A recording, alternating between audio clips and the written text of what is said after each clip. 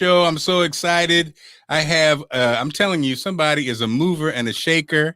I was just last night, I was telling Coach, I was on with her and her husband on Clubhouse.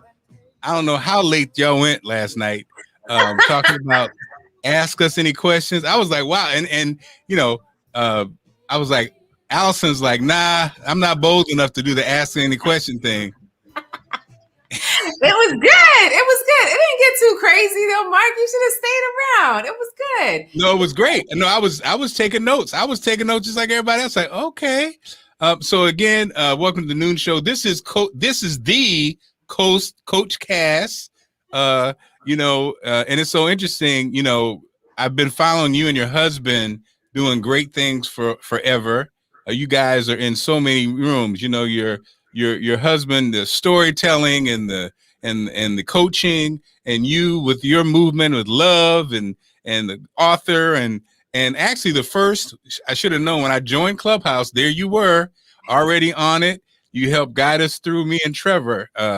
We had hopped on and you were like, there's the voice of not only reason, but just guidance. We were like, okay, this is how this thing works. And then you look up and it's already worth what, $1 billion or something crazy. Yes. You're always in those rooms, though. Coach Cass and the hubby, you guys are always in those rooms. And so what you need to do, if you know Coach Cass, is, or Andy, just grab them, grab the hem of the garment. So you at least follow where they going. Where they going, grab them. And then you don't even know what's happening. You look up a year later and you're doing something. So let me give you some applause on that. You guys are.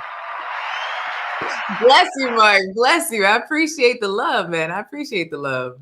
And I laughed because before we came on, you had a little shot of banana, because you have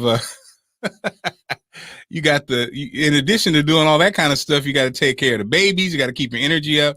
And so again, I'm just glad that I'm just glad to have you, that you made some time for me. Now let me go ahead and we're both to do this, we're going to plug our books. We're talking books at first, but then it can spread into other things. So, Big Daddy and the Trampoline is my latest. As you can see, Big Daddy and the Trampoline, my little chairman. Then My Three Dogs, which again, My Three Dogs, all available on my website, Reinventing Mark Clark, and on Amazon. And then My Papa Is. And so those are my babies. And a shout out, Coach Cass, to David Miller, who has been somebody who has really just encouraged me to write those books and tell the stories.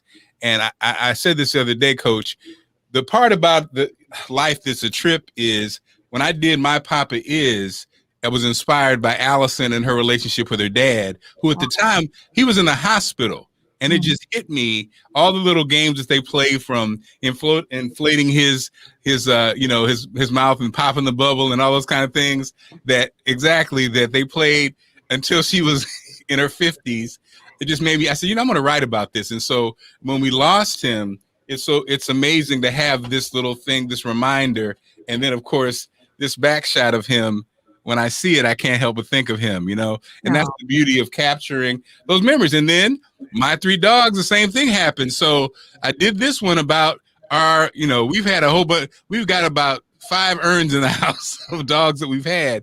But this one right here, Brownie, who knew we were going to lose Brownie? And so again, captured here forever. And then, of course, Big Daddy and the Trampoline.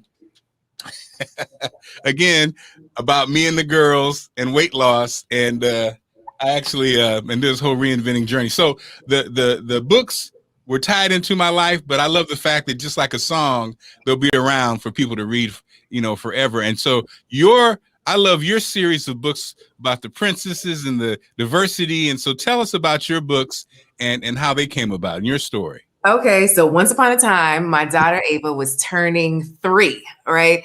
And she wanted a princess party, Mark, which most little girls want. But I had gotten off before that in terms of throwing a birthday party because she didn't know anything. But now at 3, Mama, I want a princess birthday party. I said, okay, I got you, baby. This was 2019. And I remember going online and trying to find, and you have girls, so trying to find a princess birthday party. I couldn't find a thing, good brother. I couldn't find anything. I said, this is crazy. How does that work? How does that happen?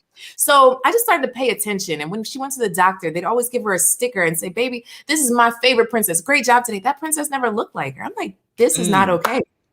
This is not okay.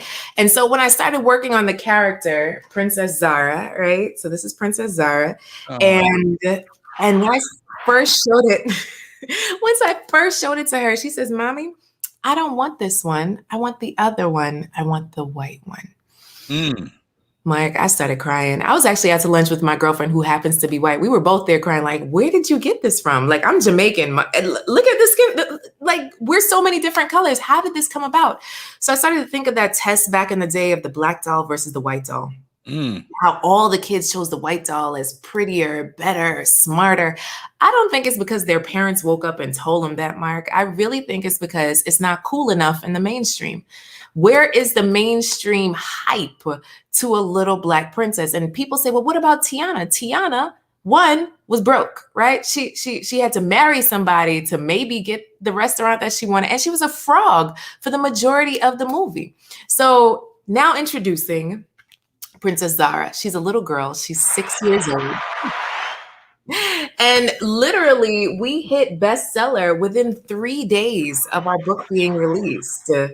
And it's just been so beautiful for me to see that people actually agree with the need of diversity. So what I've realized is that this book is not just for Black children. You know, this is to diversify our bookshelves. The story itself is around giving back. We all know our kids can kind of be self-centered.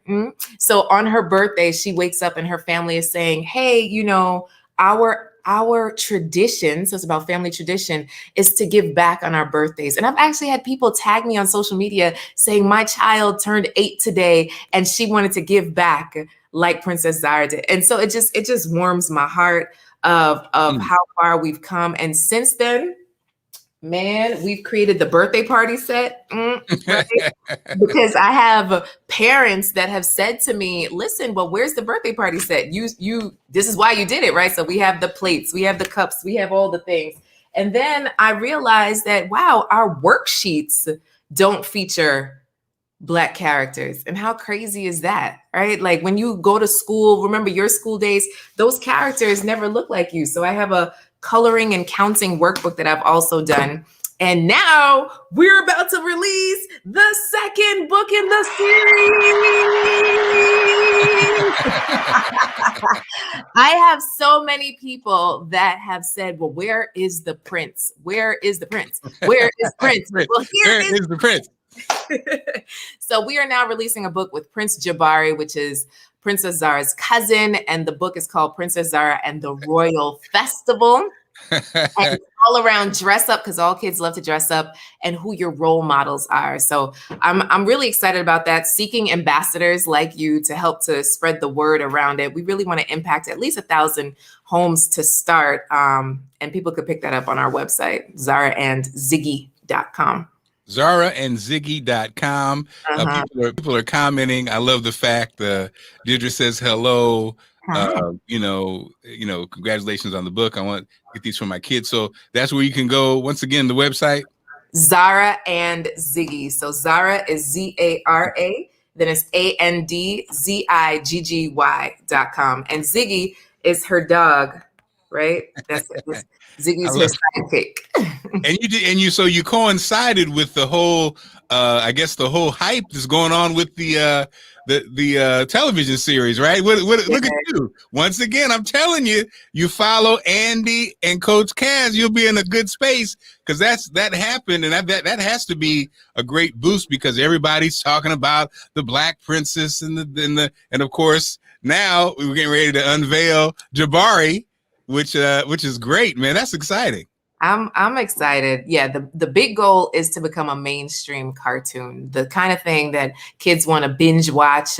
I would say rush home from school, but they're kind of already home. So, so be able to binge watch. You know what's crazy, Mark? Research shows that racism starts as early as 3 years old.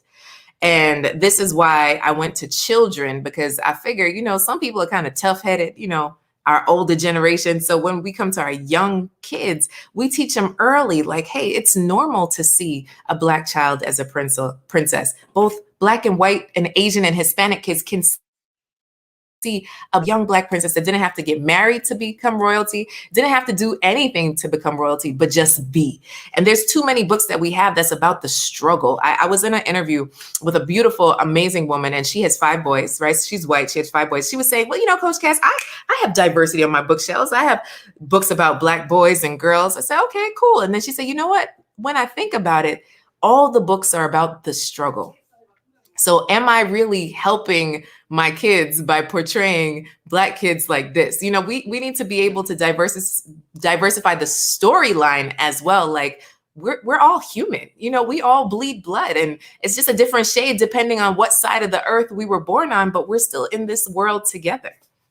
Yeah. And that's interesting because I think, this, my daughters are, my youngest is 16 and my oldest is 20. And so on one hand, my girls witnessed the first Black president. And it was weird is from a standpoint of that energy and that feeling was so powerful. And in fact, living in the DMV, my oldest actually knew friends who were friends of the president's daughters, Wow. in the same circles. So, wow, that's deep. Then Trump comes in and, my kids, being in Bethesda and going to a school that's not that diverse. I'm going to tell you, Coach Cass, it's been heartbreaking because my daughters have witnessed the cruelty and the struggle of institutionalized racism and before they're 21, and it's especially my youngest is very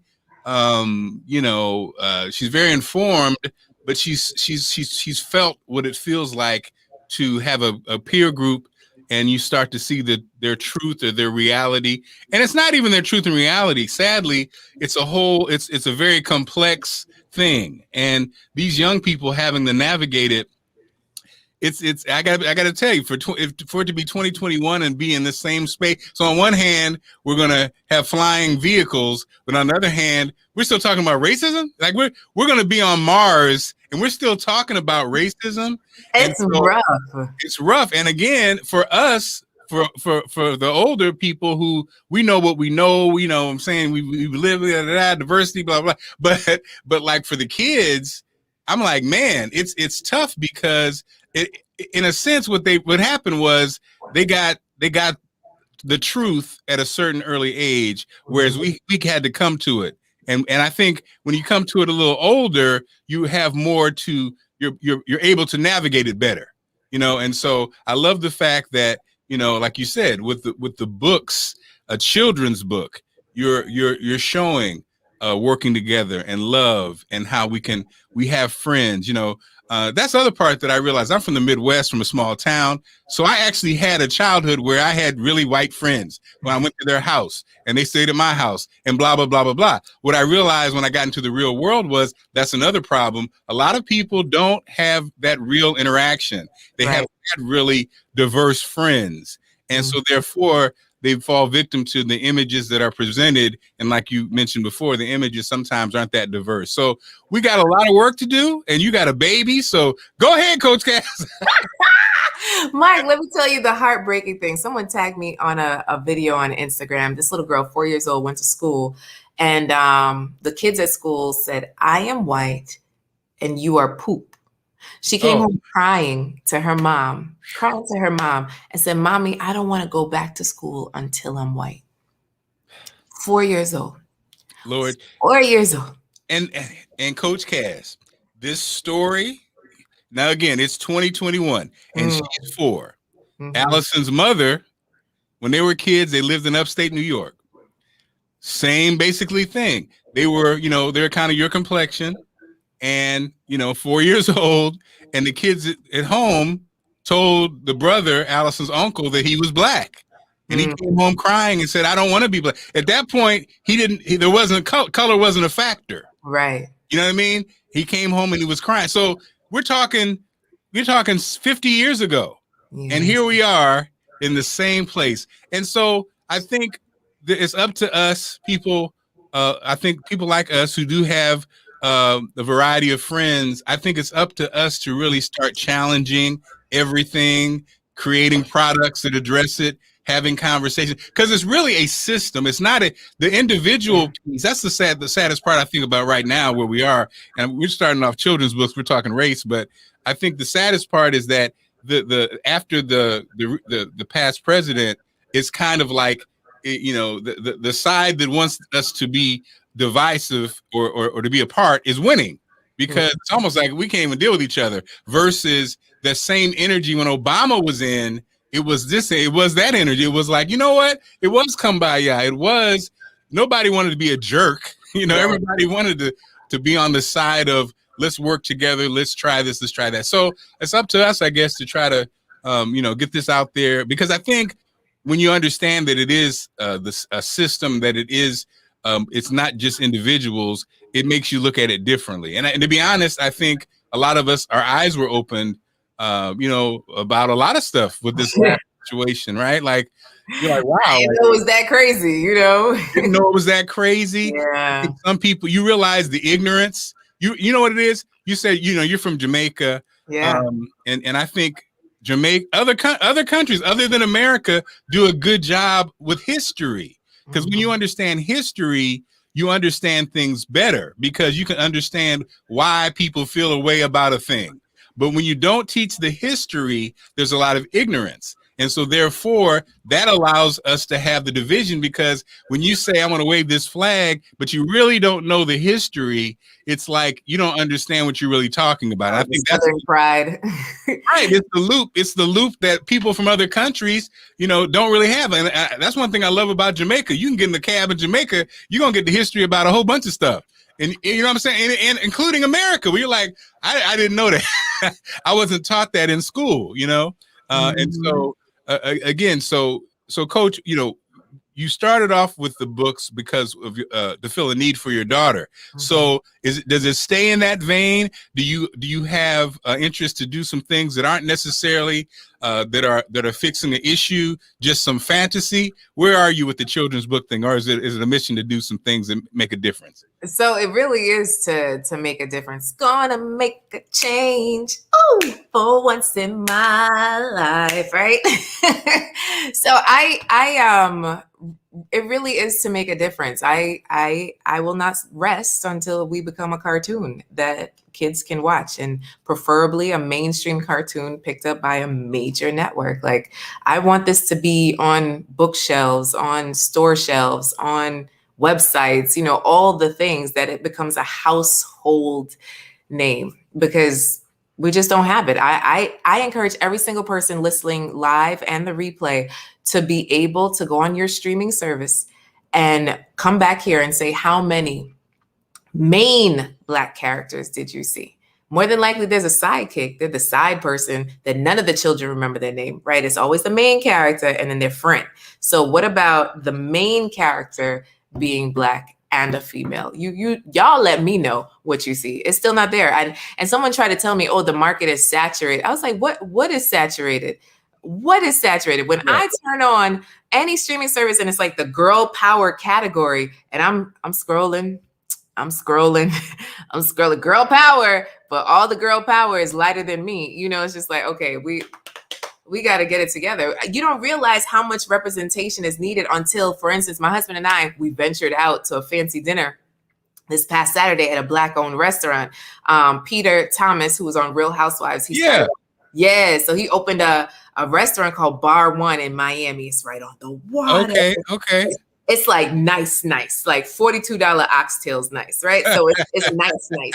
And so they even have like a bouncer at the door. So you feeling fancy, right? So you come in, great service. And when I enter, they're playing Step Back, You're Dancing Kind of Close. I'm like, yeah.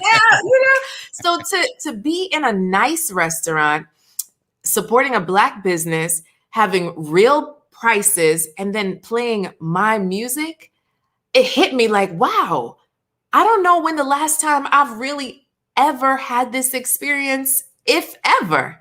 right? Like Oh a yeah. really nice restaurant. Like we're talking about, like when you go to the fancy places. So for me, I'm like, wow, I wonder if my white friends, counterparts, when they step into a restaurant, they feel at home because their music is playing and is their people, like it's just something about that representation. So for me, yes, it's a mission. And so many people ask me, like, why as a love coach are you even getting into children's stuff? Listen, love is love, right? And I love my child, and this is my contribution to the world. So I may not be protesting in the streets, but I'm creating systems to change the system in my own way.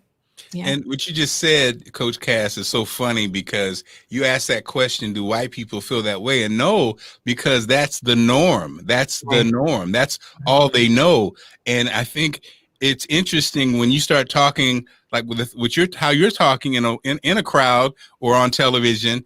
Like a lot of times white people get uncomfortable, but there's no need to be uncomfortable. There's no need to be uncomfortable. Again, knowing the history, just sit back and you ain't got to have a comment. Just roll with it as your white friends do. You know what I mean? Because it's like it's an interesting dynamic, and I think we a lot of us are talking this way now. And I always say what you just said. I've told this story many times, so sorry for those who follow me. You've heard it. Like you just said, the experience you had at the restaurant. I'm in Baltimore.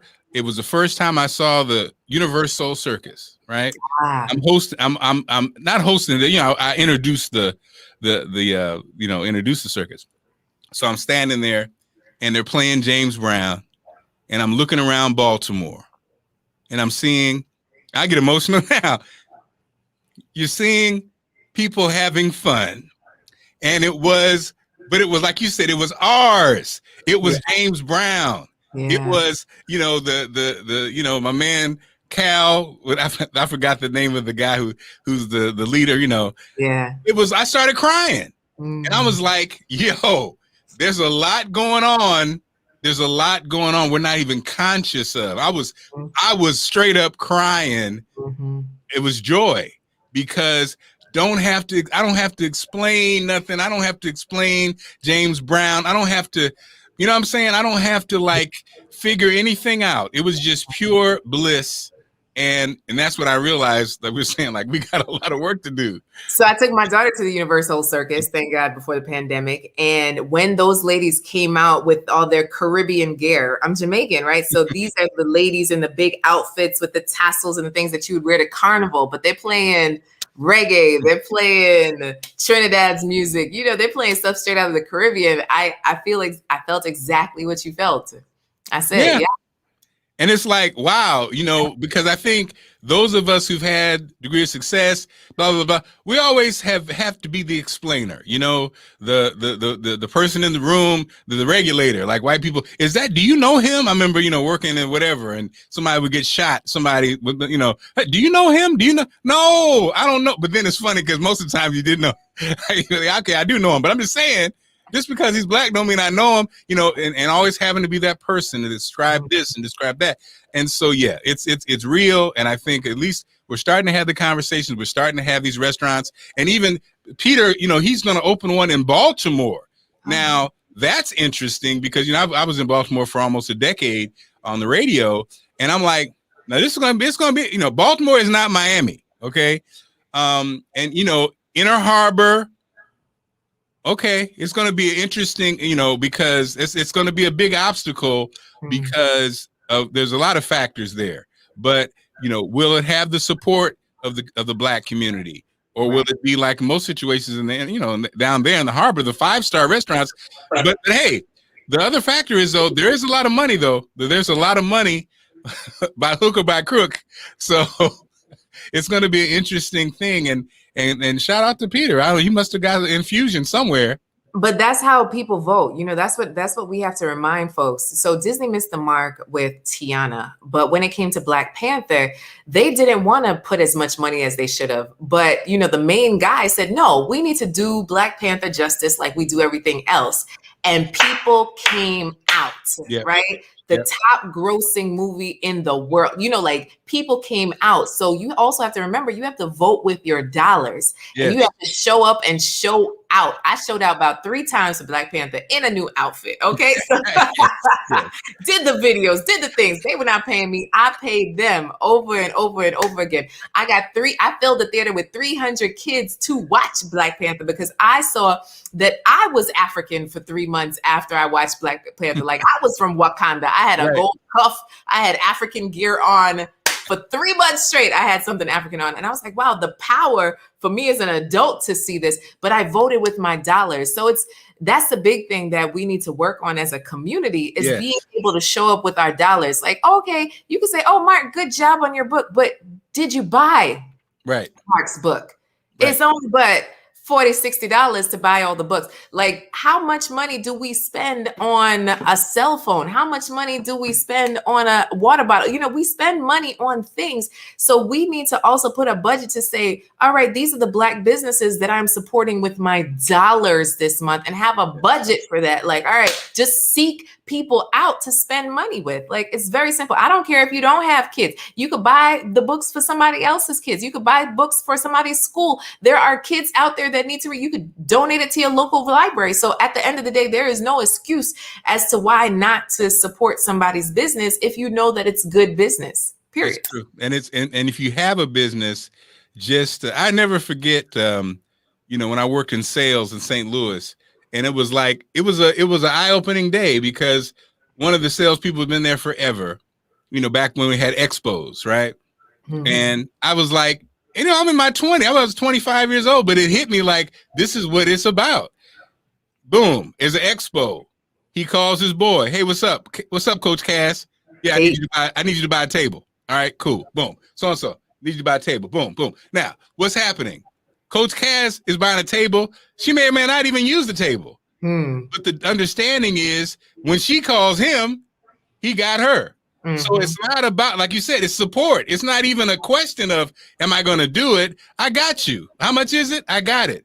So anytime we call each other, we're supporting each other. And that's how you circulate the dollar and build business. Now, if you don't support, if you buy, Coach Cass bought a table, then when you call me back, hey, Mark, I need you to buy a table. Oh, I ain't got it. Okay, now, you know what I'm saying? Even if I don't have all of it, I got to have something. Right. Coach Cass has to know that when I think of the people I'm going to call, I know Mark got me. And that's what we have to start doing. And sometimes, sadly, we don't do. You know, some people, like the multi-level marketing people.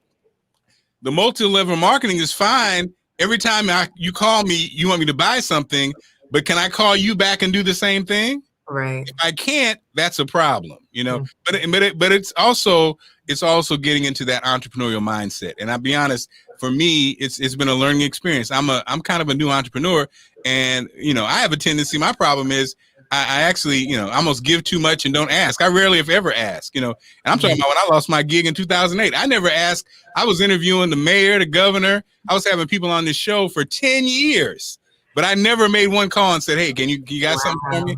And it's like, but you start to learn. Okay, that's how it works. People expect that. People expect that. Again, if Coach Cass, if I bought a case of books, you're gonna get a call from me, and it's no big deal. It's all right, you know. But again, if we're not supporting each other, then it's a different conversation, you know. And so let's get a couple of these comments. Robert's always rolling with us. Yes. Yes, that's right. Created by God and stamped and approved. God bless our children. That's it. That's hey, well said, my friend. Yes. Sense of self. Yep. All right, my friend Joseph from Atlanta. What's up, Joe? Love lady. Love you, brother. Yes. And it's you know, it really does. I'm seeing a lot of people with the kind of the COVID situation, the health movement, authors. I'm seeing a lot of us getting out there, and that support actually is I see the support, you know, with the you know, there's a health spot down the street from Howard, Blue Nile. Everybody wants CMOS. Everybody wants, you know, and the brother's been there since they graduated. They're like in their 70s. And so they have this boom in business because everybody's all of a sudden wants the real thing, and they want the Health help. conscious, yeah. And so that's amazing. So, Coach, let's talk about, we talked about the books, and also your other thing is love. You are a love doctor. You are the love doctor, Doc. And so, hold on. I'm gonna have to find something for you. I can't have the love doctor on. Oh snap! And not have something. I'm going up tempo. Barry White would be the best, but I'm gonna hit you with a little. Bring the beat in. I don't know if you can love on top, but anyway. So, Doc, I heard you and the hubby talking about love. I love love on top. And so, where are we when it comes to love? Here's something that one of my observations. We've been married over 20 years, and ups and downs as far as mainly me with career. Ups and downs, jobs and no jobs. And one of the things that I notice with my wife, and I always say, is my wife loves and believes in me because she loved and believed in her father. And that's a powerful thing to have. But the other part, that's why it's hard to talk to people about it, because most people, including me, did not have the love of their father. So it's like, I'm like, wow, because when I lost my 300,000 plus job in 2008, didn't really return to making money for real for 6 years, and I was turned into Mr. Mom. Allison was, ride or die. I never felt that thing that I think ends marriages or what causes a lot of problems. I just never did. Now, granted, I became a caregiver for the parents and taking care of the kids. So I stepped up in that way. But again, her faith and belief in me really was because she believes in her dad, And I remember during that time when we had some struggles, Allison said one time, I was raised by a single mom who was probably kept it real. She said one time, Mark, tell me everything's going to be okay. And a part of me in the back of my mind was like, what? What are you talking about? Like, but I realized she really wanted to hear you say that. Yeah. And it's it's happened time and so I said, everything's going to be fine, babe. And I was like, wow, it was like coming from, like, my mother, on the other hand, would have been like, you need a damn job. It would have been a whole different. She wouldn't have said, tell me it's gonna be okay. She would have been like, you need to get, when are you getting a job? It would have been, and even my mother-in-law, my mother, that look she gave me would always be like, are y'all gonna be good? Because if it was me, brother, I don't know. And so, and that's real, and that's real for a lot of marriages. But so that's one thing I've learned about love, is that's a big factor, and I hope to be the same for my daughters. Being there and whatever, them watching me move, hopefully the same way. But so Coach, how real is that? And I think it seems like it probably is hard for people who haven't seen love to love sometimes, as far as when those challenges come. Yeah, the majority of people, the way I see it, right, Mark, learn about love through porn, romantic comedy. Wait a minute. Don't be looking at my computer. Learn about love through porn, romantic comedies, and then dysfunctional family members. That is the majority of our world of how they learn about love, right? So you have this want and desire to experience something that you've never witnessed and never experienced. You've never experienced a healthy relationship and what that looks like. And so that does, create rips and tears and destruction in your pathway when you don't take care of it, right? We make love something that just is supposed to be like magic fairy dust. Like, oh, where do I buy this fairy dust? And when you can't find it, you just say, oh, it'll happen for me. And so you fall into relationship with people or situationships with people. I mainly work with professional single women. So this is what I see so many times. It's like, all right, this works, like, okay, I'm busy anyway. And then you kind of treat your man like a side piece or somebody that's around. And then we wonder why our relationships suck, right? So it's beautiful that your wife had a great relationship with her dad, and that worked out. Now, sometimes people have a great relationship with their dads, and then now the husband is held to this this thing that they can never achieve because daddy did it best, daddy did it first, and you always bring up your daddy, So there's something beautiful about the man that you are to understand the history of the relationship she had with her father and being able to parallel that, complement that, and support that, right? So it's also being interested enough to learn the history of the person that you're with and what is their story that led them to here today. I, sir, was raised by I could do it by myself women, right? Yeah. Independent, INDE, right? All that, right? So they could do everything That's by a jam. themselves. You brought that jam back? That's a good one, Coach. I'm gonna pull that one up. IEPE. That was a jam. I forgot who had it.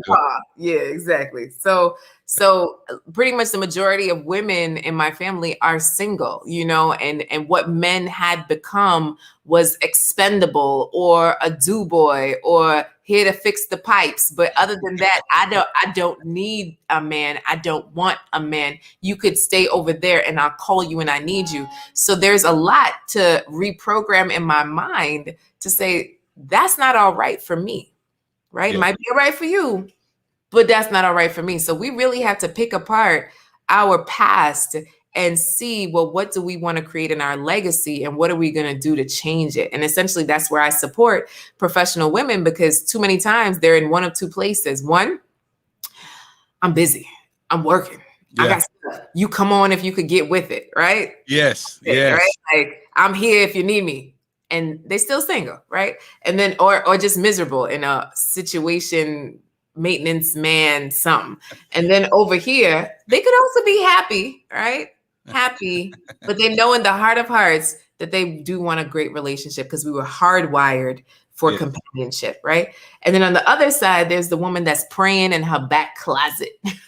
She is praying for her Boaz. Come, Jesus, send him. But she doesn't open the door for the Amazon Prime dude. She does not leave her house because it's a pandemic. She's just like, I'm not doing online dating because creeps are out there. I'm not telling anybody I'm single because I don't want them to judge me. So she just by herself. And she knows that if somebody just popped in through her window right now, like right now I have guys painting the side of my building. So I literally have somebody looking at me right now. So strange. Anyway, so I was about to call her husband. I was like, wait a minute, where Andy? You need to get home. So unless you're trying to get with the window man outside your window, I really need you to put a little bit more effort to this thing, right? So that's really the lane that I've created, is to support professional women in their love journey from self-love, because I find that too many times we're not loving ourselves past a massage.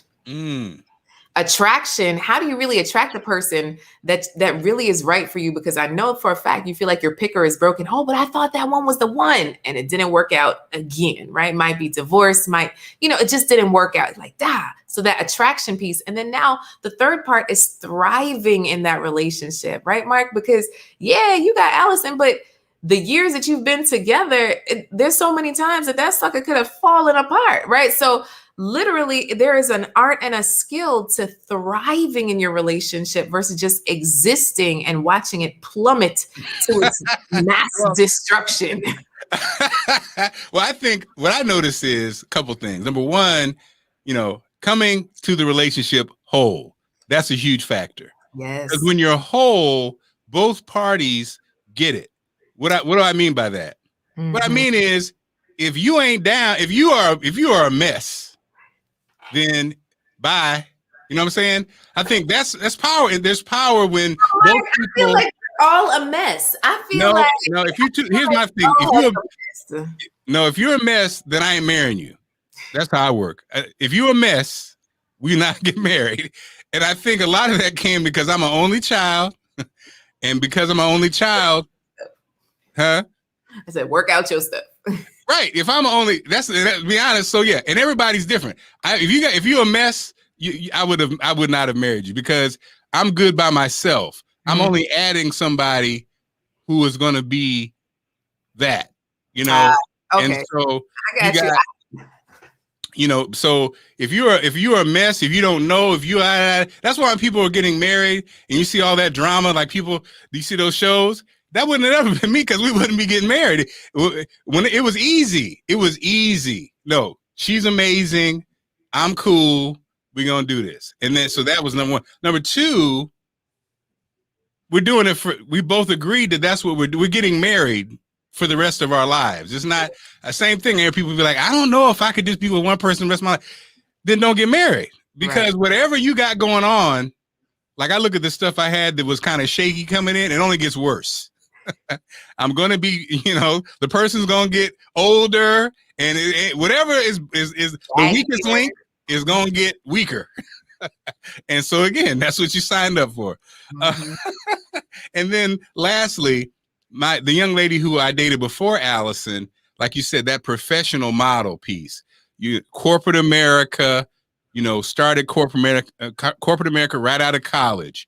We meet when you're in your mid 40s, and what she wouldn't do, like you said, she would not relax, and she would not, she was trying to drive her narrative. And the guys before me, they were, like you said, they were the window painter, the this, the that. They didn't have their stuff together. And so that was her complaint. Then when she met me, I was working in radio. I wasn't making a lot of money, but I was fun. And I knew what I wanted to do. She was the type that would be like, okay, if you don't like what I'm wearing, I'll be at home chilling. She'd drop off 5, pair of Bruno Malis and 5 new shirts, 5 new dress shirts. Be like, here you go. Now, do I wear dress shirts to work? No. Do I wear Bruno Malis? Nope. So, she was driving the narrative, and it was like, man, you got to learn how to meet me where I am. You didn't even, the way you do it, Coach Cass, how you really do it with your man. You want to buy him some clothes, you at the mall, and something you want him to look cute in. So he's doing what he do. And then you be like, baby, come here. Let me put this on. And you're like, okay, let me get this for you. Know what I'm saying? It's a thing, just drop some shirts off and keep it moving. It's like, and so, and then, so, and you see people in relationships, or like you said, thriving within marriage. Ain't nothing worse to see a married couple at dinner, like at the spot you went, and they're just sitting there just looking like they are in hell. You just be like, why? Leave the house. Why? No conversation. Ain't nobody smiling. No laughter. You just be like, why? But a lot of times, why? People aren't happy. But they weren't happy when they met each other. They never were happy. Or they had great sex. Right. Now you're 10 years later, and the sex ain't great no more. And really, y'all didn't have much in common but great sex. That's it. And that happens way too often, right, Mark? I know I come across so many people that lead their relationship with chemistry. And chemistry is a factor, but to lead with chemistry, understand that health issues, financial issues, mental issues, familial, so many issues come up that is a cock block to your sex life, right? Oh. So if you literally base your whole decision-making of your partner in life on sex, you're going to be rudely awakened after a time, after enough dishes are in the sink, or bills unpaid, or, things not taken care of. People aren't sexy anymore. I don't care if they're the sexiest man alive. So, Coach, it was interesting, because I told Allison after watching you guys last night, you had great information. Thanks. About, like you said, like the like looking at your finances and stuff like that, which we did none of, which was like, that's scary, because you're right, though. Like all that stuff you never talk about, and then you get married and it'd be like, we never had a conversation. And I was just thinking, that's why, again, it's hard for us to give out advice, because the stuff that popped up, which could have ended marriages, it just didn't for us. Mainly because, as Allison says, I have no high highs and no low lows, so I'm always in the middle. Even Q. And so which drives her crazy most of the time. But you're right, things come up you never even talked about. You'd be like you said, credit, finances, So this is the love deck, right? So these are the 60 questions I believe you should ask before choosing the one.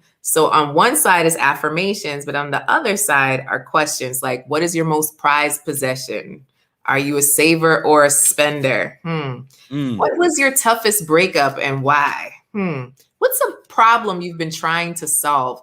So you just you start to get in someone's mind. I actually use this with my parents, with my husband, with friends. I went on a road trip pre-pandemic with a friend, just a couple hours, and I learned more about her using this deck than I'd known about her, period. I realized that we just have surface level conversations, the putting out fires of today, and then the recap of it, right? So it's like whatever happened, and then you talk about that happened, and that's it. Like, we're not going deeper in our conversations. But see, Coach, that's funny you say that.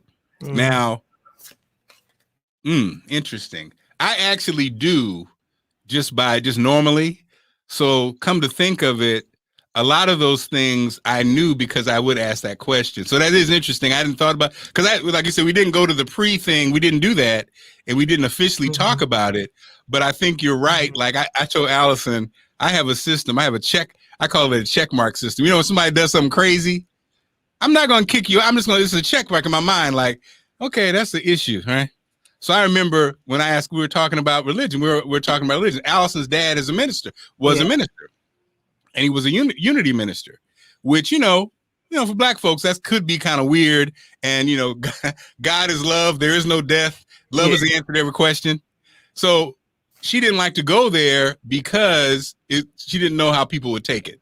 So when we started talking about it, she was really vague about it. So in my mind, it was like, check mark on religion. But then as we got to know each other, I learned, okay, she doesn't like to talk about it because, most Black people are Baptists or something more traditional, and she didn't want to open that can of worms. But then when, I realized for me, that's not an issue. For me, and so you're right. These are the things, and I hear people always say, you're not who you are. The real you doesn't show up until whatever. I never did that. The real me always showed up, and the real me also, was going to be a determination. Like if I, like Coach Cass would have been, you would have been on the list, Coach Cass, physically, boy, Coach Cass, she cute. And so we go out, but if you know what I mean, I didn't lie to myself. Either you ain't feeling me or something ain't whatever. Yeah. If you ain't feeling me, then that's on to the next. I wasn't some guys are pursuers, like, oh yeah, so-and-so, she's playing hard to get. No, I don't know. I didn't play. If you don't like, if you ain't feeling me, then we're going to keep it moving, Right. And I think, again, a lot of people have a lot of games that they play with themselves and play with others. Yeah. And they're not really them. They really aren't themselves at first. The candid piece. Yeah. But if that's a part of what I work with women around, being your authentic self, right? Yeah. And authentic self does not mean you lead with your resume. So that's the thing, right, Mark? That corporate woman you were dating, more than likely she'd show up and tell you all about work and what she has accomplished and all the things. Yes. Like, nobody cares about that when they really want to connect with someone. It's like, yo, what do you jam to at night? Exactly. Like, what's your favorite dance move? Like what's the things that make you smile? What's the things that make you groove? Where do we connect?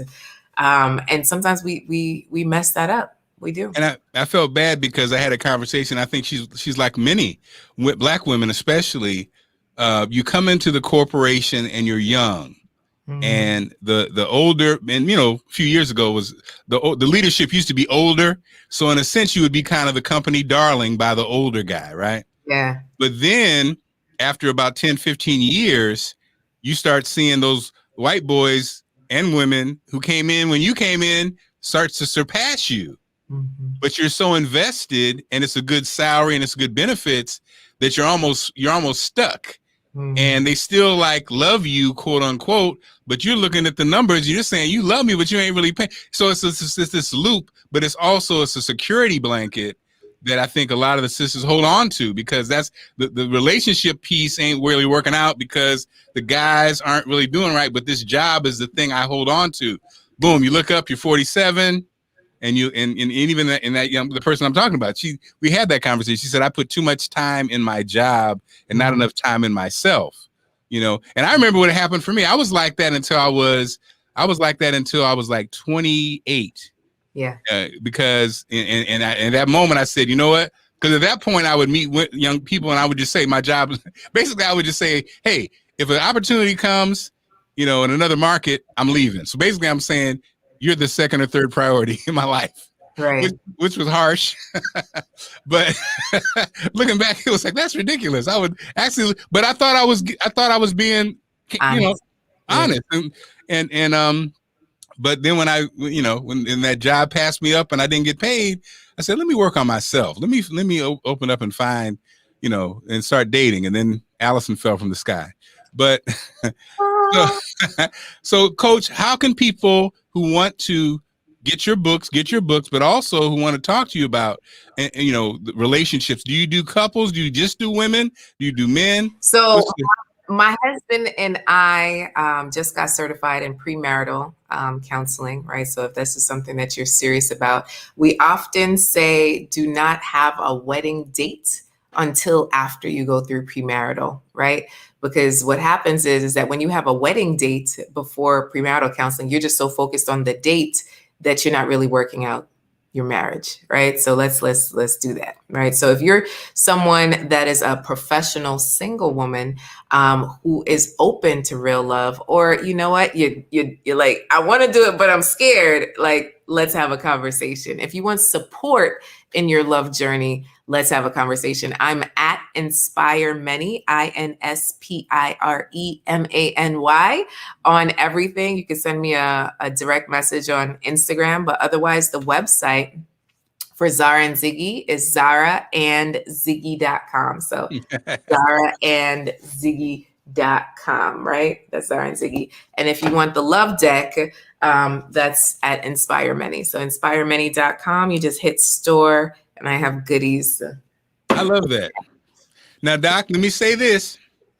Thanks, and tell Andy I said so. I listened to the story last night. Doc said, you guys were dating. You weren't even engaged, I think, right? When you did the trip. Oh yeah. We were dating. Yeah. You were dating. You do the trip, and you're somewhere Jamaica somewhere, and you heard Andy say something about comparing you to his old girlfriend, about doing dishes with his mom or something. Let me tell you something. You need to tell him Marc said, dude, what are you doing? He was wrong. How are you going to bring up your ex-girlfriend's name? Mm-mm. What? Dude, this is not. So tell him Marc said he's lucky. Dude, it would have been, are you crazy? Like, dude, that's a scary. So basically he brought up an ex-girlfriend talking to his friend and didn't know Coach Cass heard the conversation, which don't ever be, man. What are you doing? Do you do that when she ain't here? So you quit talking to him on a trip, but you guys got it together. He he was raggedy on that one. So tell him Marc said, what are you doing? I'll tell him. Because, and I love the fact you guys are, he's an amazing, in fact, I'm getting my coins together to actually hire him as a storytelling coach. I love what you guys are doing. Keep doing what you're doing. And briefly, Coach Cass, because you are definitely one of the early people on Clubhouse, just give us a quick. A lot of people, it's funny. A lot of people are like, I was just checking today. I've had 5 people I sent invites to and they ain't hopped on it. I'm like, what are y'all doing? Some people think, oh, it's another thing. Would you please tell these people that they need to hop on this thing because it's pretty much it's pretty special. All right. So Clubhouse does not pay me. Okay. But I do love Clubhouse. I am that person. So Clubhouse is an audio only app, right? An audio only app. And what's beautiful about it is that you could start a room on any topic, right? So virtual networking, they have some 24-hour rooms. So they still have an evening with the Netflix co-founder still going. Maybe my app needs to refresh. No, it's still open. Some people stay on this app 24 hours. Don't be that person. When I first got on the app, I wasn't sleeping, y'all. I was in every room, taking every note, thinking that the world was going to miss me because they don't record the rooms. So if you're not there live, you miss it, right? And I remember my mom calling me and said, baby, you look tired, right? Because I was doing my little Instagram video. She's like, you don't look right. I said, I'm on Clubhouse. So I I invite you to join Clubhouse because you get privy to conversations that more than likely you will never step foot in, right? So we have been able to share stages with like a Grant Cardone, a Damon John, like multi-millionaires, if not billionaires in this space, and be able to hear their mindset or just be able to hear what they have to say on a regular basis, things you would pay tens of thousands of dollars for just being privy to. And then on the other side is connection. I told myself in 2020, I didn't want no new friends. No new friends. I don't need no new friends. But coming on Clubhouse, I've made some real good friends and relationships. I've been able to pitch a major network my cartoon because of Clubhouse. I've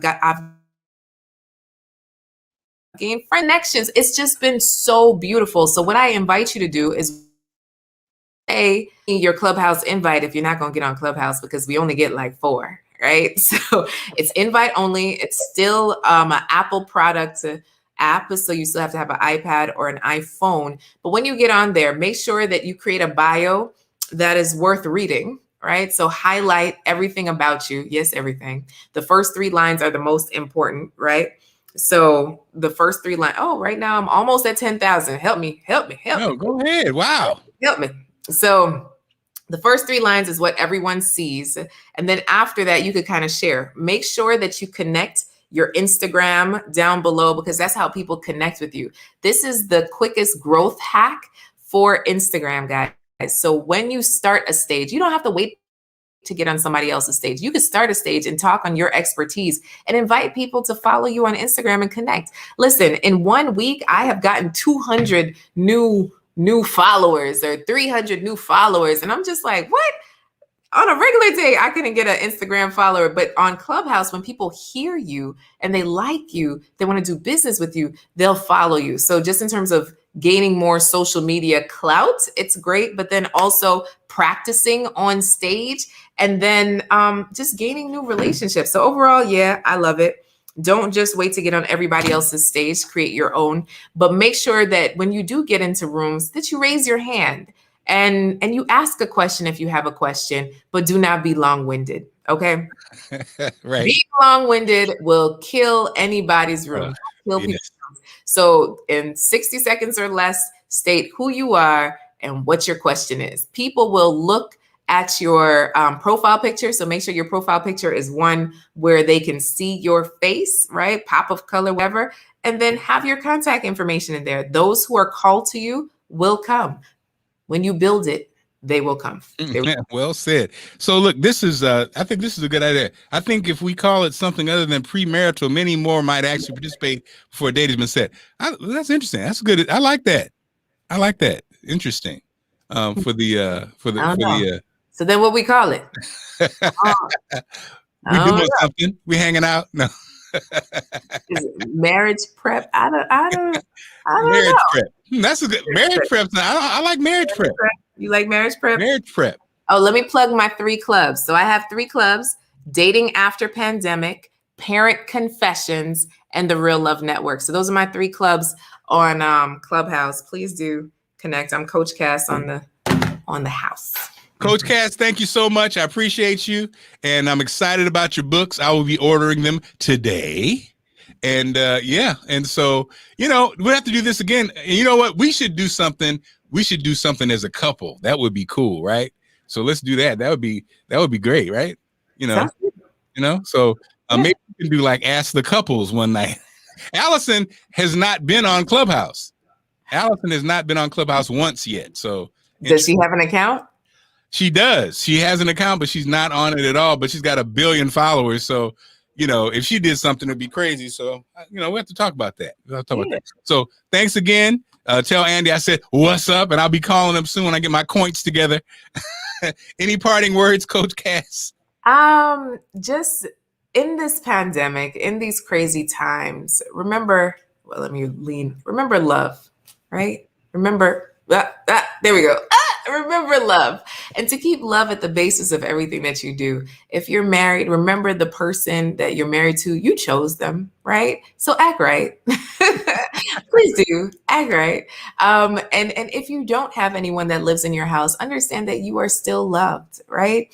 And reach out if you feel alone, if you feel like you need company. Like, don't let a day go by where you cry and nobody's there to comfort you, right? Like, I know that this time has been tough for many people, and it's been a roller coaster in terms of health or fears or whatever, but understand that there are communities there to support you. So even if you're happy and single, like, listen, contact me. Let's have a conversation of how our community can support you in this thing called love. Thanks for having me, Mark. I appreciate it. Thank you. All right, Coach Cass, take care, everybody. Be good, and I will have a great weekend, everybody. Peace.